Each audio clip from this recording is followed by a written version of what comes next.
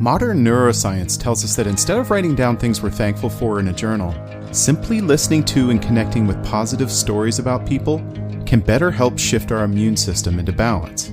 It can help us move from a state of constant anxiety towards motivation. So 3 days a week, I'm sharing stories we can feel good about. Mondays, you'll hear a story from the past to be thankful for. On Wednesdays, I'll tell an inspiring story from the present. And Fridays, you'll head into the weekend with a story to keep you optimistic about our future. Hi, I'm Chris. Welcome to My Good 3.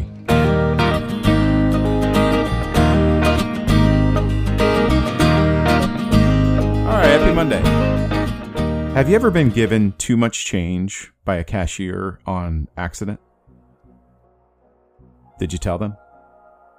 What about something more subtle, let's say at work, where your boss is impressed by something and they think you had something to do with it, but you didn't? It would be easy to accept the praise and just move on, so is it even worth correcting them? While it's easy to say we'd always do the right thing, when in the moment, these situations are difficult. And as the stakes get higher, these decisions get more challenging. This is a story about a tennis player who in 2005 was ranked in the top 5 of all tennis players worldwide when he was faced with one of these moments.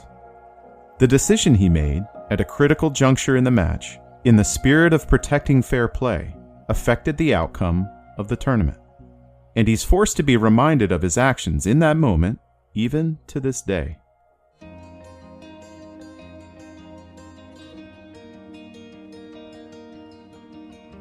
Andy Roddick is known as one of the greatest American tennis players in history. During his career, which spanned from 2000 to 2012, he won 32 tournament titles. He reached 5 Grand Slam finals, winning the US Open in 2003, and for a period of months was ranked as the #1 tennis player in the world. However, by 2005, another tennis player, Roger Federer, had gained momentum and had proven to be a difficult match for Roddick, beating him in the Wimbledon final the year before. It was May of 2005, and after reaching the semifinals in the Australian Open, Roddick was focused on keeping up with Federer, and to do that, he'd need to make up ground at the French Open, on the clay courts of Roland Garros. The red clay at the French was a challenge for Roddick. His powerful serve did well on the hard-true green clay courts in the US, but the French clay was softer and slower, so in order to better prepare, he needed to play in a tournament on a similar surface. His plan was to head to Rome in early May to compete in the Italian Masters. Now ranked number 3 in the world, Roddick was the top seed in the tournament, and after gliding through his early rounds, he found himself in the round of 16 versus Fernando Verdasco, the left-handed Spaniard. Roddick glided through the first set, and he was up 5-3 in the second set of the best-of-3 match. It was triple match point, and Verdasco was serving his second serve. The crowd was silent, anticipating the inevitable win for Roddick. Verdasco served, and it was called long, prompting the crowd to erupt, and then stand and clap as the players headed to the net to shake hands. However, as he walked, Roddick's eyes were fixed on the ball mark in the clay from the last serve.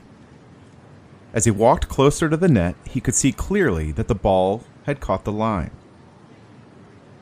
Instead of a double fault in the match, it should have been scored an ace, and they should be at 15-40. Without even hesitating, Roddick mentioned it to the chair umpire and pointed to the mark, which the chair umpire quickly confirmed and changed the call. The match continued. Miraculously, Verdasco managed to win the game. Then surprisingly, he came back and won the set. And, against all odds, as if he was playing loose with house money, he eventually won the match. A point away from advancing to the quarterfinals, Andy Roddick was suddenly sitting in front of reporters at a post-match press conference and being asked about the loss.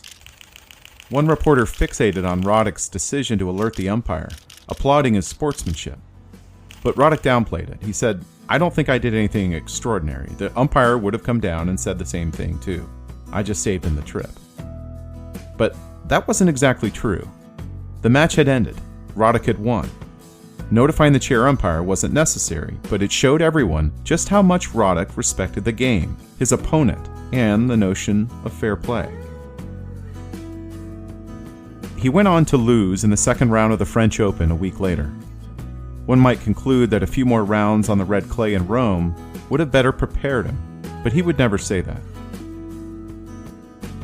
Still, he went on to play another 7 years of professional tennis, making it to 2 more Grand Slam semifinals, winning several more ATP events, and a Davis Cup championship. In the intro to the podcast, I mentioned how Andy is reminded of that decision even now. It's true. Not because the loss haunts him or he in any way regrets what he did. What happened in Rome didn't change who he was as a tennis player. He's reminded of it because people won't let him forget it. Wherever he goes, it inevitably comes up. Sometimes it's an interviewer, or maybe a former tennis player. Sometimes he sees a story written about the events that took place, or what's more common, a parent has a chance to stop him, shake his hand, and thank him for helping teach their child an important lesson in sportsmanship.